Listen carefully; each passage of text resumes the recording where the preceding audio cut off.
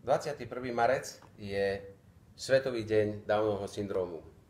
A asi sa čudujete, prečo mám na sebe tieto ponožky, ale prijal som výzvu komisára Maroša Šefčoviča, aby sme takýmto spôsobom vyjadrili solidaritu s ľuďmi, ktorí takýmto syndrómom trpia. Z osobných skúseností viem, že tieto deti sú nesmierne citlivé a úprimné bytosti a pevne verím, že aspoň takto im spravíme trochu radosť. A v mojom prípade, aby nešlo len o toto gesto s farebnými ponožkami, rozhodol som sa, že osobne podporím jednu rodinu z Dunajskej Lužnej, kde vychovávajú 9 detí a medzi nimi je aj malý Janičko, ktorý trpí Downovým syndrómom.